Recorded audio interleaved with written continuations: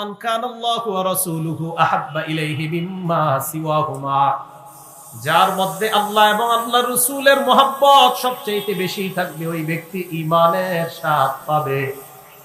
দুই নাম্বার, আইয়ুহিব্বাল মারআ লা ইউহিব্বুহু ইল্লা লিল্লাহ, কোন ব্যক্তি অন্য কোন মানুষকে ভালোবাসবে একমাত্র আল্লাহর জন্য। মুসলমান মুসলমানকে ভালোবাসবে আল্লাহর জন্য। কোন মুসলমান অন্য কোন মুসলমানকে যদি আল্লাহর জন্য মহব্বত করে, ওই মুসলমান অন্তরের মধ্যে ঈমানের স্বাদ পেয়ে যাবে, অন্তরে ঈমানের স্বাদ পাবে। এই ব্যাপারে কয়েকটা হাদিস শুনেন। মুসনাদে আহমদ, ইমাম আহমদ ইবনে হাম্বল একটা হাদিস আনছেন, 19,438 নাম্বার হাদিস। এই হাদিসের বর্ণনাকারী সাহাবার নাম আমর ইবনু আবাসা রাদিয়াল্লাহু তাআলা আন। এটা হাদিসে কুদসি। আন আমর ইবনে আবাসা রাদিয়াল্লাহু তাআলা আনহু قال قال رسول الله صلى الله عليه وسلم। আমর ইবনে আব্বাস রাদিয়াল্লাহু তাআলা আনহুর বর্ণনা, আল্লাহ নবী বলেন, قال الله عز وجل, আল্লাহ পাক রব্বুল আলামিন বলেন, হাক্কাত মুহাব্বতি লিল্লাযিনা ইয়াতাহাব্বুনা ফিয়া বিল আজলি। আল্লাহ পাক বলেন, যেই ব্যক্তিরা একে অপরকে আমি আল্লাহর জন্য মহব্বত করে, ওই ব্যক্তিদের জন্য আমি আল্লাহর মহব্বত ওয়াজিব হয়ে যায়। আল্লাহ বলেন, আমাকে, আমার জন্য কোন মুসলমান, এক মুসলমান আরেক মুসলমানকে যদি আমি আল্লাহর জন্য ভালোবাসে, ওই দুইজনকে মহব্বত করা আমি আল্লাহর উপর ওয়াজিব হয়ে যায়। তাহলে একজন আরেকজনকে মহব্বত করা আল্লাহর জন্য। এরপরে এই হাদিসে আল্লাহ বলেন, ওয়া হাক্কাত মুহাব্বতি লিল্লাযিনা ইয়াতাবাযালুনা মিন আজলি। কোন মুসলমান আরেক মুসলমানের জন্য যদি আমি আল্লাহকে খুশি করার জন্য খরচ করে, তাকে ভালোবাসাও আমি আল্লাহর উপর ওয়াজিব করে দিই। এরপরে আল্লাহ বলেন, হাক্কাত মুহাব্বতি লিল্লাযিনা, আমি ওই ব্যক্তিদের জন্য আমার ভালোবাসা ওয়াজিব করে নেই, আল্লাযিনা ইয়াতাবাযারুনা ফিয়া, যারা আমি আল্লাহর জন্য একে অপরের সাথে সাক্ষাৎ করতে যায়, আমি তাদেরকে ভালোবাসা আমার উপর ওয়াজিব করে নেই। এশার নামাজের পরে দুইজন আল্লাহ আসবে, আপনাদের নিয়ত যদি থাকে যে তাদেরকে আল্লাহর মহব্বতে দেখা করতে আসছি, তো আল্লাহ বলেন, যারা আমি আল্লাহর মহব্বতে এক মুসলমান আরেক মুসলমানের সাথে দেখা করতে আসো, আমি আল্লাহর মহব্বত তাদের উপর ওয়াজিব হয়ে যায়। তাহলে এক মুসলমান আরেক মুসলমানকে যদি আল্লাহর জন্য ভালোবাসে, ওই ব্যক্তিও অন্তরে ঈমানের স্বাদ গ্রহণ করতে পারবে। আরেকটা হাদিস শুনেন, মুসলিম শরীফের 2567 নাম্বার হাদিস, 2567 নাম্বার হাদিস। এই হাদিসের বর্ণনাকারী আবু হুরায়রা রাদিয়াল্লাহু তাআলা আনহু।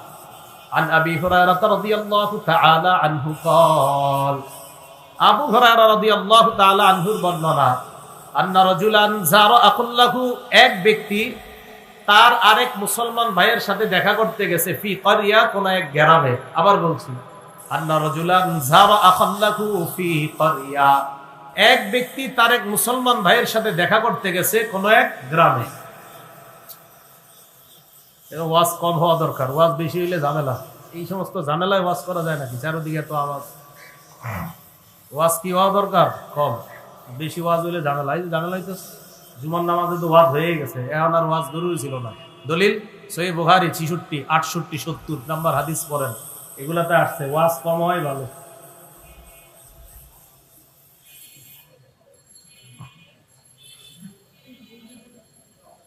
আর আমার এই সমস্ত জায়গায় না নাই ভালো। আমি কিন্তু আপনার এই আওয়াজ টাওয়াজ হলে ওয়াজ করতে পারি না। কেন বলে? বসেন বসেন বসেন। কেন?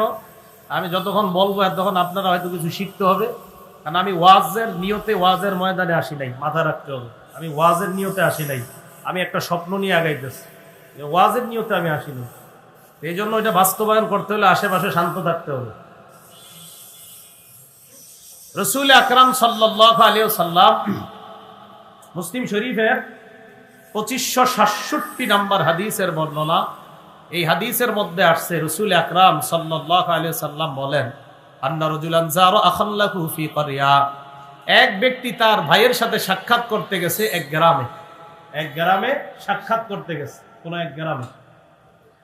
ফারসাদাল্লাহু লাহু আলা মাদরাজাতিহি মালাকা, আল্লাহ পাক রব্বুল আলামিন যেই ব্যক্তি ওই রাস্তা দিয়ে তার ভাইয়ের সাথে সাক্ষাৎ করতে রওনা হয়ে যায়, ওই রাস্তার মধ্যে একজন ফেরেশতা পাঠায় দেয়। সুবহানাল্লাহ। পাঠায়া দেওয়ার পর ফাতা আলা, যখন ওই ব্যক্তি ফেরেশতার কাছে আসে, ফালাম্মা আতা আলাই, ওই ব্যক্তি যখন ফেরেশতার কাছে আসে, আসার পর ফাকালা লাহুল মালাক, ফেরেশতা ওই ব্যক্তিকে বলে, কি বলে? আইনা তুরিদু, তুমি কোথায় যাও, কোথায় যাওয়ার ইচ্ছা করছো? ওই ব্যক্তি জবাব দেয়, উরিদু আখান লি ফি হাদিহিল ক্বরিয়া, এই গ্রামে আমার এক ভাই আছে, সম্পর্কে মুসলমান ভাই, তার সাথে আমি সাক্ষাৎ করার জন্য এই এলাকায় রওনা করলাম। এক মুসলমান ভাইয়ের সাথে সাক্ষাৎ করার জন্য আমি এই এলাকায় রওনা করছি। তো ফেরেশতা বলে, হাল্লাকা আলাইহি মিন নি'মাতিন তারুব্বুহা, তার কাছে কি তোমার এমন কোন অবদান আছে যে অবদান প্রবৃদ্ধি করার লক্ষ্যে তুমি তার কাছে রওনা করছো? না, এই জন্য আমি এখানে আসি নাই। কেন আসছো? আন্নী আহবাবতুহু ফিল্লাহ, আমি আমার এই ভাইকে আল্লাহর জন্য মোহাব্বত করি, তাই এই জায়গায় আমি রওনা করলাম।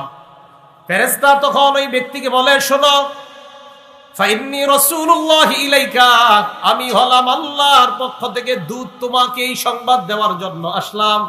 বিআন্নাল্লাহ আহাব্বাকা কামা আহবাবতাহু ফীহি, তুমি যেমন ভাবে এই মানুষটাকে আল্লাহর জন্য মোহাব্বত করো, আল্লাহ আমাকে পাঠাইছে তোমাকে যেন জানা দেই আল্লাহ তোমাকে মোহাব্বত করে। সুবহানাল্লাহ। এক মুসলমান আরেক মুসলমানের সাথে যখন আল্লাহর জন্য দেখা করতে যায়, তো আল্লাহ পাক রব্বুল আলামিন তাকে মোহাব্বত করে।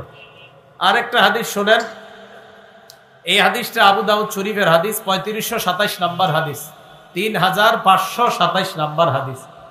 এই হাদিসের বর্ণনাকারী ওমর ইবনুল খাত্তাব রাদিয়াল্লাহু তাআলা আনহু।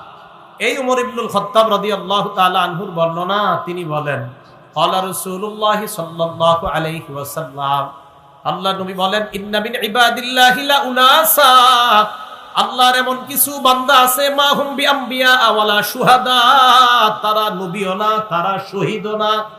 আল্লাহর কিছু বান্দা আছে যারা নবীও না, আবার শহীদও না। ইয়াগবিতুহুমুল আম্বিয়া ওয়াশ শুহাদা ইয়াউমাল কিয়ামাহ, তবে নবী এবং শহীদরা কিয়ামতের ময়দানে তাদেরকে দেখে ঈর্ষা করবে। সুবহানাল্লাহ।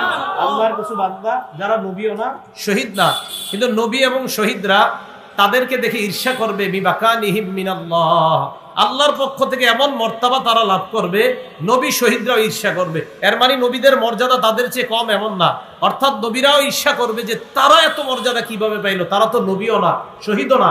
এর মানে নবীরাও তো উঁচু মর্যাদায় আছে, তবে ওরাও এমন এমন উঁচু মর্যাদা পাবে যেটা দেখে নবীরা বলবে যে এরা এই মর্যাদা কিভাবে পাইলো, এরা তো নবীও না, শহীদও না।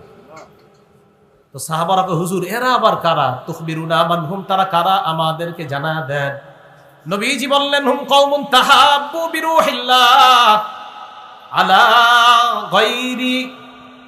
নবীজি সাল্লাল্লাহু আলাইহি ওয়াসাল্লাম বলেন, এমন এক সম্প্রদায় যারা আল্লাহর হুকুমে, মানে আল্লাহর ভালোবাসায় এক মুসলমান আরেক মুসলমানকে মুহাব্বত করে, আলা গায়রি আরহামিন বাইনাহুম, রক্তের কোনো সম্পর্কের কারণে না, ওয়ালা আমওয়ালিন ইয়াতাআতাউনা, সম্পদের কোনো আশায় না, একমাত্র আমি আল্লাহকে খুশি করার জন্য মুহাব্বত করে। কিয়ামতের ময়দানে তাদেরকে আল্লাহ এমন মাকামের মধ্যে অধিষ্ঠিত করবেন, এমন এক মাকাম হবে। নবীজি বলেন, ওয়াল্লাহি ইন্না উজুহাহুম লানূর, কিয়ামতের ময়দানে তাদের চেহারাগুলা নূরে চমকাইতে থাকবে। ওয়া ইন্নাহুম আলা নূরিন, কিয়ামতের ময়দানে তারা নূরের সিংহাসনের মধ্যে বসা থাকবে। লা ইয়াখাফুনা হিনা খাফান নাস, মানুষ যখন ভীত সন্ত্রস্ত অবস্থায় কিয়ামতের ময়দানে থাকবে, এই মানুষগুলা কোনো ভয় পাবে না।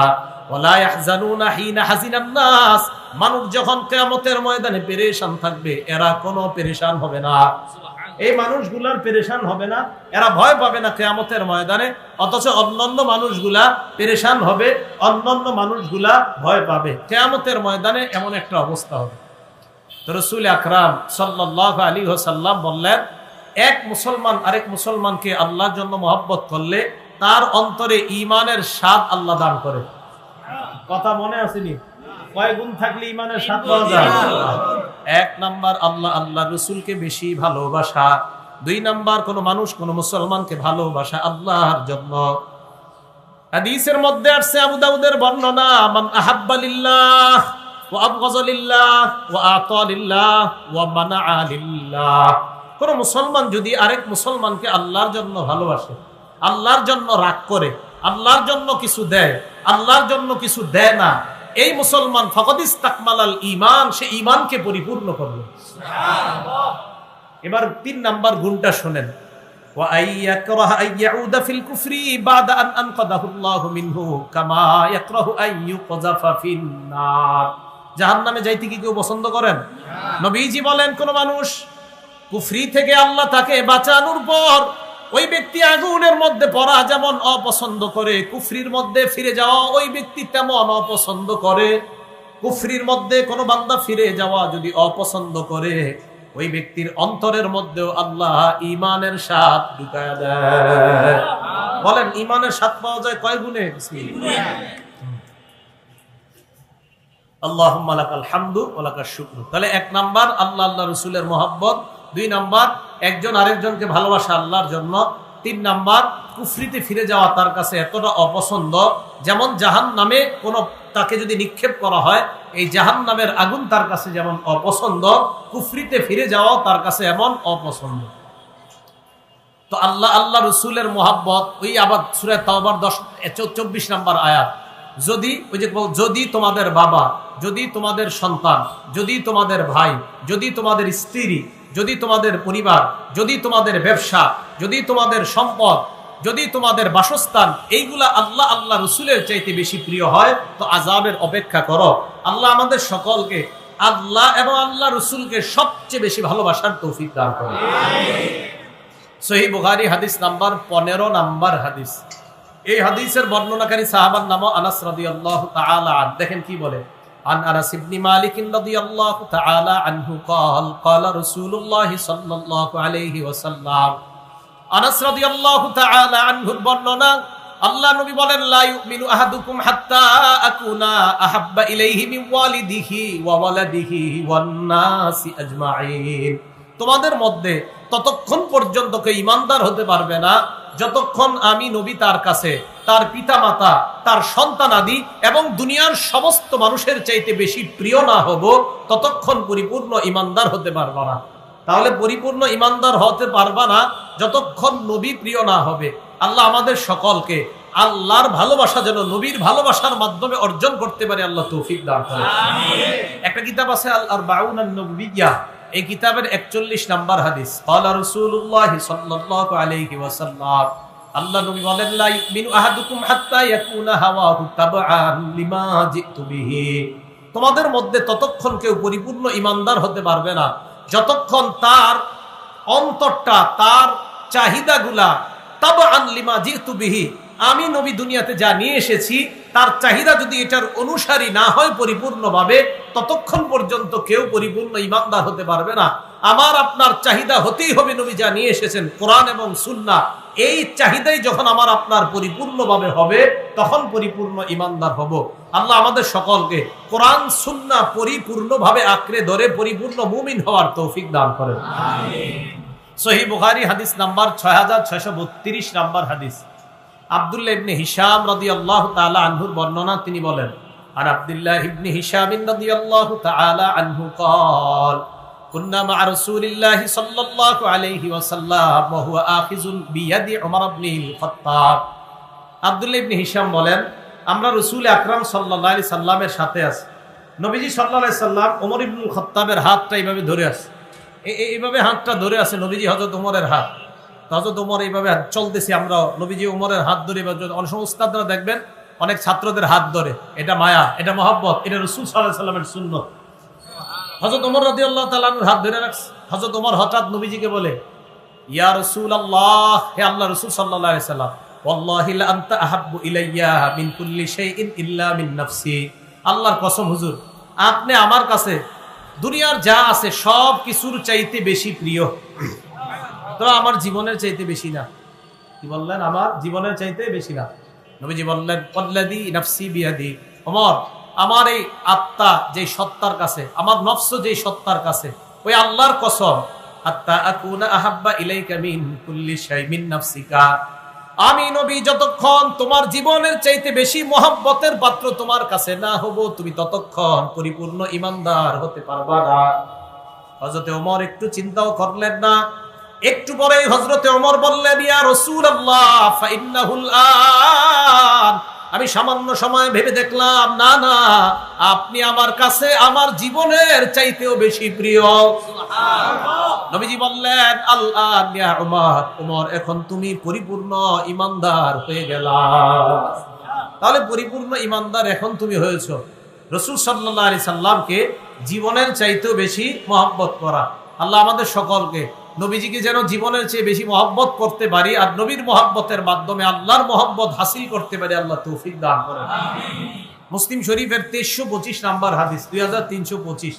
এই হাদিসের বর্ণনাকারী সাহাবা আনাস ইবনে মালিক। আন আনাস ইবনে মালিক রাদিয়াল্লাহু তাআলা আনহু قال لقد رأيت رسول الله صلى الله عليه وسلم والحلاق يحلق رأسا। আল্লাহর নবীকে আমি দেখলাম, একজন আল্লাহ নবীর মাথার চুল মুবারক ছাটাইতেছে, চুল কাটতেছে। ও আতাফা বিহি আসহাবুহু, আল্লাহ নবীর সাহাবারা নবীর চারপাশ ঘেরাও করে আছে। হাত এমন করেন তো সবাই, করেন না? চারপাশে সাহাবারা সবাই এইভাবে হাত দিয়ে রাখছে। এটা সুন্দর হবে, কয়েকটা মিলাইলে আপনি মিলান তো আমার সাথে, তাহলে সুন্দর হবে। হ্যাঁ দেখেন, এবার মিলবে। এবার এই হাতের দিকে তাকান। তানাস কয়, কি ব্যাপার, সব হাত এইভাবে লাগায় রাখছে কেন? মা ইউরিদুনা আন তাকা শাআরাতুন ইল্লা ফি ইয়াদি রাজুলিন, তাদের আশা নবীর একটা চুলও যেন মাটিতে না পড়ে। সুবহানাল্লাহ। হ্যাঁ, এভাবে হাত দিয়ে রাখছে সবাই, একটা চুলও যেন না পড়ে। মা ইউরিদুনা আন তাকা শাআরাতুন ইল্লা ফি ইয়াদি রাজুলিন, সাহাবারা ঘেরাও করে আছে যে রাসূলের একটা চুল মুবারক যেন মাটিতে না পড়তে পারে। সুবহানাল্লাহ। কেমন ভালোবাসতেন নবীজি সাল্লাল্লাহু আলাইহি সাল্লামকে। এজন্য আল্লাহ রাসূলকে যেন আমরা খুব বেশি মহব্বত করতে পারি। আল্লাহ তৌফিক দান করেন। আমিন। আবু বকর সিদ্দিক রাদিয়াল্লাহু তাআলা আন, মুমূর্ষ অবস্থা, বুখারী শরীফের 1387 নাম্বার হাদিস, 1327। উনি মারা যাবে অবস্থা। আম্মাজান আয়েশা সিদ্দিকা রাদিয়াল্লাহু তাআলা আনহা পাশে বসা। আম্মাজান আয়েশা সিদ্দিকা রাদিয়াল্লাহু তাআলা আনহাকে আবু বকর সিদ্দিক রাদিয়াল্লাহু তাআলা কত মহব্বত করতেন দেখেন নবীকে।